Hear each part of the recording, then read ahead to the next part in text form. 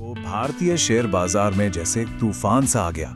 सुबह जो उम्मीदें थी ना, शाम होते होते वो घबराहट में बदल गईं और देखते ही देखते इन्वेस्टर्स के 3 लाख करोड़ रुपए स्वाहा। आखिर हुआ क्या था? इस भूचाल की वजह क्या थी? चलिए आज इसकी तह तक जाते हैं। करोड़ रुपए, ये नंबर देखें जरा। सिर्फ एक नंबर नहीं है ये वो पैसा है जो सिर्फ 8 घंटे के कारोबार में इन्वेस्टर्स की जेब से साफ हो गया। मतलब ये कोई छोटी मोटी करेक्शन नहीं थी, ये तो मार्केट में एक जबरदस्त भूचाल था, एक शॉकवेव थी। इसके लिए तो मंगल का दिन अमंगल ही साबित हुआ, बिल्कुल एक बुरे सपने जैसा। सुबह मार्केट खुला तो लगा कि वाह, आज तो प्रॉफिट बनेगा, लेकिन शाम तक मार्केट ने लाखों लोगों की पूंजी पर जैसे झाड़ू ही फेर दिया। सबसे बड़ा सवाल यही है कि अचानक से ऐसा हुआ क्या? समझने के लिए हमने इसे 5 हिस्सों में बांटा है। सबसे पहले देखेंगे कि नुकसान कितना बड़ा था, फिर इस गिरावट की बड़ी वजह क्या थी जो डोमेस्टिक ट्रिगर्स थे। उसके बाद FIIs यानी फॉरेन इन्वेस्टर्स की बिकवाली पर बात करेंगे। ग्लोबल मार्केट्स का क्या हाल था वो भी देखना जरूरी है। और आखिर में सबसे जरूरी सवाल। अब शुरू करते हैं पहले पॉइंट से। देखते हैं कि ये नुकसान आखिर था कितना गहरा।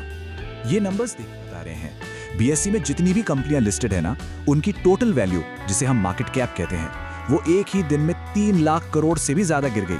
सेंसेक्स लगभग 550 पॉइंट्स नीचे और निफ्टी वो तो 25,900 के नीचे चला गया।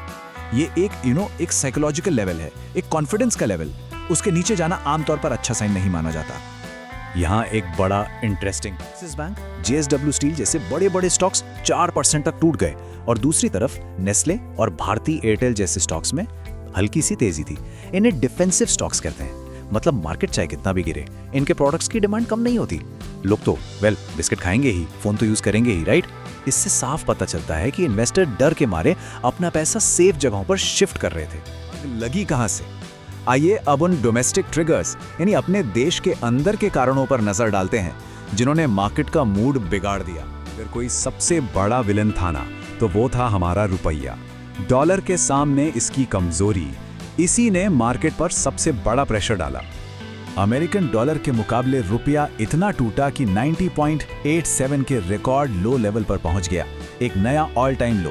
अब इसका मार्केट से क्या कनेक्शन है? सिंपल है, जब रुपया कमजोर होता है तो जो फॉरेन इन्वेस्टर्स यहां से प्रॉफिट कमाते हैं, जब वो उसे वापस डॉलर में कन्वर्ट करते हैं तो उन्हें कम डॉलर्स मिलते हैं।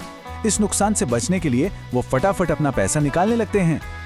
रुपए के अलावा 3 और वीकली निफ्टी डेरिवेटिव्स की एक्सपायरी, ये एक सेटलमेंट का टाइम होता है और इसके आसपास मार्केट में उतार चढ़ाव यानी वॉलेटिलिटी बढ़ जाती है। दूसरा, सब लोग US के जॉब्स डेटा का इंतजार कर रहे थे, क्योंकि दुनिया की सबसे बड़ी इकॉनमी का हाल तो सभी जानना चाहते हैं।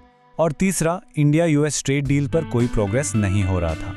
इन सब चीजों ने मिलकर ना मार्केट में एक अनसर्टेनिटी का, एक बेचैनी का माहौल बना दिया है। इस गिरावट की एक और बहुत बड़ी वजह पर, और वो है फॉरेन इन्वेस्टर्स की लगातार बिकवाली। इंस्टीट्यूशनल इन्वेस्टर्स, ये लोग लगातार इंडियन मार्केट से पैसा निकाल रहे हैं। ऐसा लग रहा है जैसे ये बिकवाली का सिलसिला रुकने का नाम ही नहीं ले रहा। और ये लगातार 12वां ट्रेडिंग सेशन था।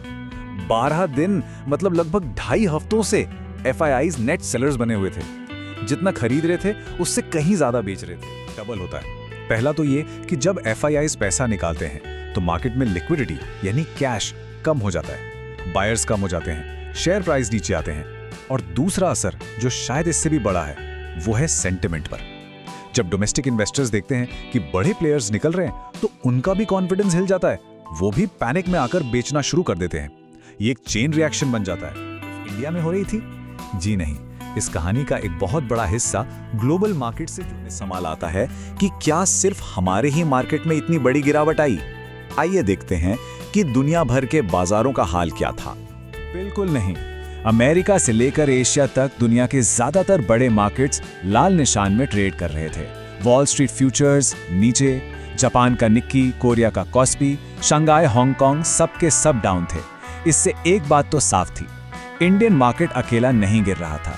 ये ग्लोबल सेल ऑफ था, एक ग्लोबल डर का माहौल था जिसका असर हर जगह दिख रहा था। ओके, तो डोमेस्टिक भी, ग्लोबल भी। लेकिन अब सबसे बड़ा सवाल, अब आगे क्या? क्या इन्वेस्टर्स को घबराना चाहिए?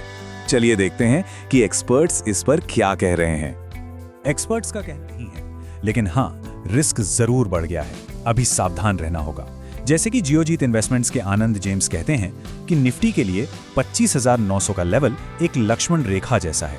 अगर मार्केट इसके ऊपर रहता है तो आगे एक बाउंस बैक की उम्मीद है, लेकिन अगर ये लेवल टूटता है तो गिरावट और भी गहरी। माहौल में क्या करना चाहिए? एक्सपर्ट्स की सलाह है स्टॉक स्पेसिफिक अप्रोच अपनाने की। इसका सीधा सा मतलब ये है कि पूरे मार्केट को एक साथ देखने के बजाय ऐसी कंपनियां ढूंढे जिनके फंडामेंटल स्ट्रांग हैं, ऐसे बिजनेस जो इस तूफान में भी टिके रह सकते हैं। बेसिकली क्वालिटी पर फोकस करना है, ना कि मार्केट के ओवरऑल ट्रेंड पर। कैसे रुपए की कमजोरी, FIIs की बिकवाली और ग्लोबल वीकनेस, इन 3 चीजों ने मिलकर मार्केट को घुटनों पर ला दिया। अब हर इन्वेस्टर के दिमाग में एक ही सवाल है, क्या जल्दबाजी में खरीदारी शुरू कर दें या फिर अभी सतर्क रहें? ये गिरावट एक बाइंग अपॉर्चुनिटी है या आगे आने वाले बड़े तूफान का सिग्नल? फिलहाल तो ज्यादातर एक्सपर्ट्स का यही कहना है कि अभी जल्दबाजी ठीक नहीं, थोड़ा वेट एंड वॉच करना ही शेयर बाजार में निवेश बाजार के जोखिम के अधीन है। मैं कोई सेबी पंजीकृत रिसर्च एनालिस्ट नहीं हूँ। मेरी तरफ से मैं बेस्ट जानकारी प्रोवाइड करने का पूरा प्रयास करता हूँ, पर शेयर मार्केट में कोई भी ट्रेडिंग या निवेश का सिस्टम 100% परफेक्ट नहीं होता है। इस वीडियो में दिखाई गई जानकारी से आपको शेयर बाजार में 100% लाभ ही होगा, इसकी कोई गारंटी नहीं है। आपको इससे नुकसान भी उठाना पड़ सकता है। इस वीडियो में दिखाई गई जानकारी को सिर्फ एजुकेशनल पर्पज के लिए समझा जाए तथा इसमें बताई गई जानकारी का उपयोग स्वविवेक से करें। मैं इस वीडियो का निर्माता किसी भी नुकसान के लिए उत्तरदायी नहीं हूँ। Thank you.